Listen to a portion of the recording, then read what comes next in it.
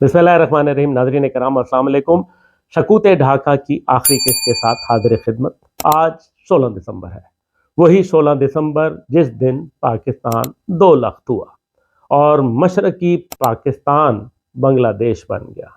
जंग में दुश्मन की जानिब से लगने वाले जख्म एजाज, जबकि अपनों की जानिब से लगने वाले जख्म भरने के बावजूद भी ताउमर तकलीफ का बायस बना रहता है।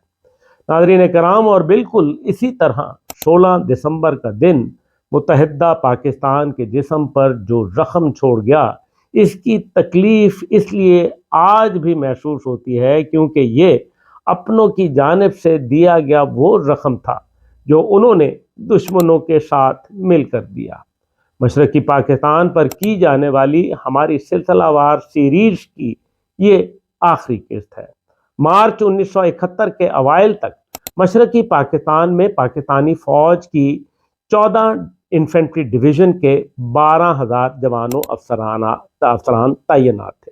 मार्च 1971 में पाकिस्तानी फौज ने मशरकी पाकिस्तान में बदअमनी और भारतीय हमायत याफ्ता मुक्ति बाहिनी की जानिब से मुसल्लह कार्रवाइयों के खात्मे के लिए ऑपरेशन सर्च लाइट का आगाज़ किया, जिसके तनाज़ुर में मज़ीद 2 डिवीज़न 9 और 16 डिवीज़न को एयरलिफ्ट करके मशरकी पाकिस्तान पहुंचाया गया और यूं मशरकी पाकिस्तान में तैनात पाकिस्तानी फौज की कुल तादाद तकरीबन 34,000 तक जा पहुंची। जी हाँ, 34,000। इसके अलावा पुलिस, रेंजर्स और स्काउट्स के दस्तयाब जवानों और अफसरान के बाद ये तादाद बनी तकरीबन 45,000, यानी मगरबी पाकिस्तान के पास लड़ने वाली नफरी का कुल अदद 45,000 था।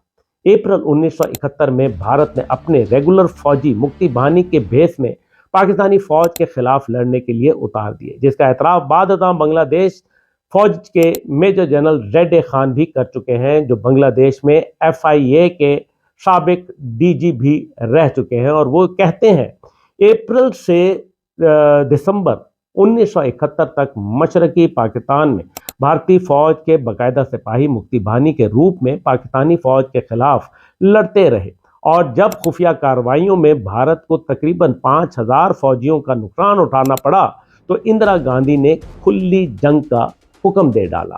खैर, 16 दिसंबर तक पहुंचने के लिए शेख मुजीब और भारत ने जो माइलस्टोन सेट किए, इन्हें कामयाबी से हासिल भी किया, जिसकी सबसे बड़ी वजह मशरकी पाकिस्तान और मगरबी पाकिस्तान के दरमियान हायल भारत और एक लंबा फ़ज़ाई रास्ता था, जबकि इसके बरक्स भारत और मशरकी पाकिस्तान एक दूसरे से मुतस्सिल थे, यानी जुड़े हुए थे, आपस में इकट्ठे थे। जैसा कि मैं पहले जिक्र कर चुका हूँ कि मगरबी पाकिस्तान मई-जून 1971 तक मशरकी पाकिस्तान में अपनी 3 डिवीज़न फौज उतार चुका था और फौज की इतनी नफरी सिर्फ मशरकी पाकिस्तान में शोरश और बदअमनी के खात्मे के लिए थी, न कि भारत के साथ बाकायदा जंग लड़ने के लिए।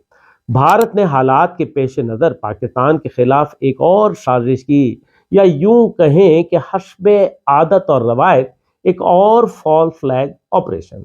इस फॉल फ्लैग ऑपरेशन का मकसद आने वाले हालात के पेश नज़र पाकिस्तान को भारतीय फ़ज़ाई हदूद के इस्तेमाल से रोकना था, ताकि मशरकी पाकिस्तान में मगरबी पाकिस्तान की जानिब से पहुँचने वाली कुमक ताख़ीर का शिकार हो।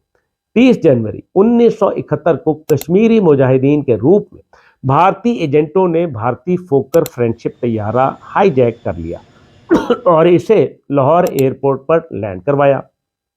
पाकिस्तानी हुकाम ने भारतीय मुसाफिरों को बाहिफाजत बाजियाब कराकर भारत रवाना कर दिया, जबकि हाईजैकर्स को भारतीय तैयारा छोड़ने का हुक्म दिया गया, जिस पर हाईजैकर्स ने भारतीय फोकर फ्रेंडशिप तैयारे को धमाके से उड़ा दिया।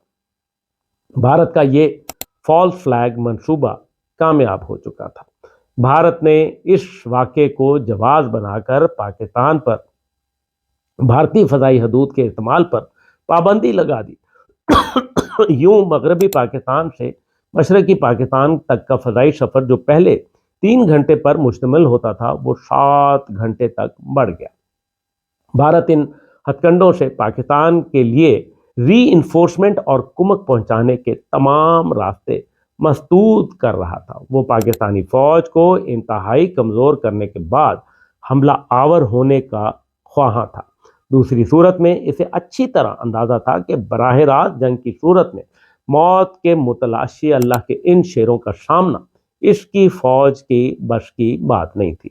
اچھا، جیسا کہ میں پہلے ذکر کر چکا کہ مشرقی پاکستان میں پاکستان کی باقاعدہ لڑاکا فوج صرف 34,000 جبکہ دیگر لا انفورسمنٹ اداروں کے اہلکاروں کو ملا کر یہ تعداد 45,000 تھی، جبکہ صرف مفتی بہانی کے ٹرینڈ گوریلاز کی تعداد لگ بھگ 1 لاکھ کے قریب تھی۔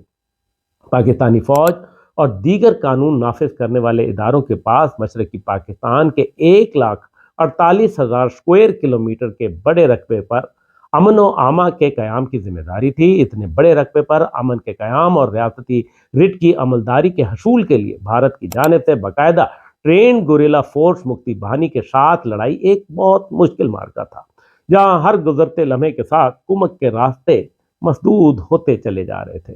ایک طرف پاکستانی فوج مفتی بہانی کے حملے کا نشانہ بن رہی تھی تو دوسری طرف اپنے دفاع کے ساتھ ساتھ پاکستانی فوج مفتی بہانی کے ظلم کا نشانہ بننے والے بہاریوں، ہندوؤں اور نان بنگالیوں کو تحفظ فراہم کرنے کے لیے کوشاں تھی۔ مفتی بہانی نان بنگالیوں اور پاکستانی حامیوں کی سیاسی نسل کشی اور پولیٹیکل کلینزنگ کر رہی تھی۔ اس ظلم و ستم کی فضا میں تقریباً 10 ملین بہاریوں، بنگالیوں اور ہندوؤں نے بھارت ہجرت کی۔ بھارت کے لیے ہر طرف سے ون ون سچویشن تھی۔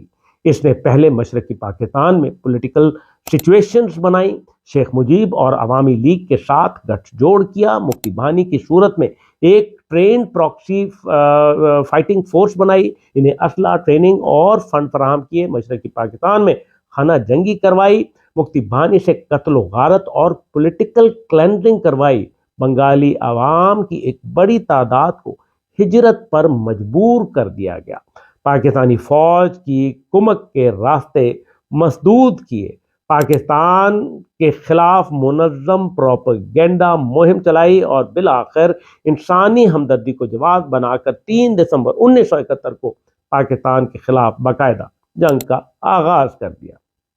بھارت نے اس جنگ میں اپنی گراؤنڈ فورسز کی 3 کور فوج اتاری، جس میں بھارتی فوج کی 2 کور، 4 کور اور 33 کور شامل تھی، جبکہ ان کا مقابلہ تھا صرف اور صرف 3 ڈویژن پاکستانی فوج سے، جو ایک طرف بھارتی حمایت یافتہ 1 لاکھ مفتی بہانی گوریلا سے نبرد آزما تھی، تو دوسری طرف اس کے مقابلے پر دشمن کی 3 کور فوج تھی، یعنی تقریباً 1,70,000 کی باقاعدہ ٹرینڈ فوجی نفری۔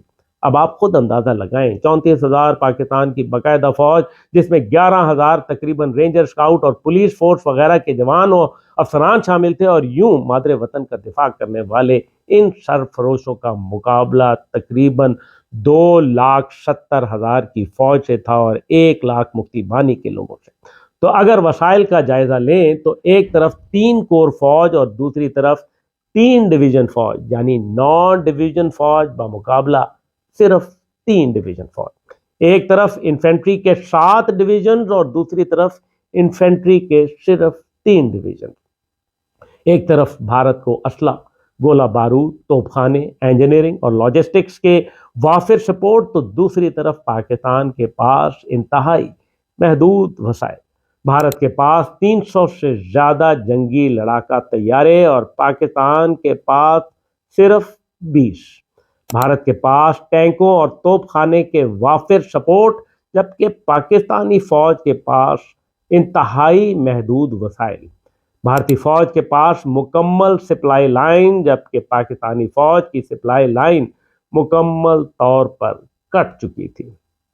ناظرین کرام، بھارتی بحریہ نے بے آف بنگال کی مکمل ناکہ بندی کر رکھی تھی اور محصور کر دیا تھا۔ دوسرے لفظوں میں، ایک طرف بھارتی air crafts carrier INS Vikrant, اس کے ساتھ بڑی تعداد میں فریگیٹ، سوویت یونین کی طرف سے مہیا کی گئی نیوکلیئر سب میرین اور حملہ آور بوٹس، جبکہ پاکستان کے پاس ایک PNS غازی سب میرین اور چند ریورائن کرافٹس، جو کہ امریکہ کی جانب سے مہیا کی گئی حملہ آور کشتیاں تھیں۔ ایک طرف بھارت نے مشرقی پاکستان کی مکمل بحری ناکہ بندی کی تو دوسری طرف کراچی پورٹ پر حملہ کر دیا تاکہ پاکستانی فوج کو کسی بھی قسم کی مزید کمک مہیا نہ ہو سکے۔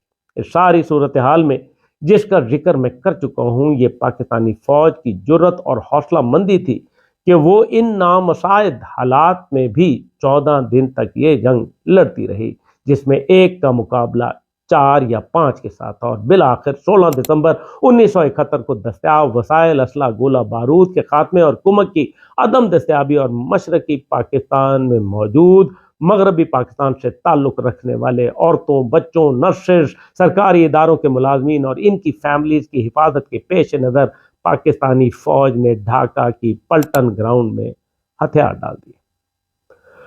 عملاً جنگ ختم ہو چکی تھی۔ جنگ کا یہ میدان بہت بڑا اور وسیع تھا، اور اتنی قلیل فوج مشرقی پاکستان کے دور اور نزدیک کے علاقوں میں بکھر کر ایک مشکل جنگ لڑ رہی تھی۔ پاکستانی فوج کا کمیونیکیشن نیٹ ورک کافی حد تک توڑا جا چکا تھا۔ مشرقی پاکستان میں پھیلے پاکستانی فوجیوں اور افسران کو جب جب اور جہاں جہاں ایسٹرن کمانڈ کی جانب سے سرنڈر کے احکامات ملے، انہوں نے فوج کی چین آف کمانڈ کے احکامات اور ڈسپلن کی بنیاد کا پیش نظر ٹوٹے دلوں کے ساتھ ان احکامات کو قبول کیا۔ لیکن اس صورتحال میں کچھ سرفروش ایسے بھی تھے جن کا رابطہ ان کی سینٹرل کمانڈ سے کٹ چکا تھا، اور وہ سرنڈر سے بے خبر رہے۔ انہیں بھارتی فوج کی جانب سے بار بار بتایا جا رہا تھا کہ جنگ ختم ہو چکی، ہتھیار ڈال دیں، آپ کا اسلحہ ختم ہونے والا ہے، ہتھیار ڈال دیں۔ لیکن دشمن کو کیا پتا تھا کہ یہ فوجی ٹیپو سلطان کے دیش بنگال میں ہے، جو اب ان کا دیش تھا۔ ٹیپو سلطان بھی غداروں کی وجہ سے شکست سے دوچار ہوا، اور یہاں بھی کھیل غداروں کا ہی رچایا ہوا تھا۔ پھر میسور کی مٹی نے ان سرفروشوں کو اپنے شہر میں جکڑ لیا، اور وہ شیر کی ایک دن کی زندگی کو ذلت آمیز سرنڈر پر ترجیح دے گئے، اور مادر وطن پر جان آفرین کے سپرد کر دی۔ پاکستان، پائندہ باد۔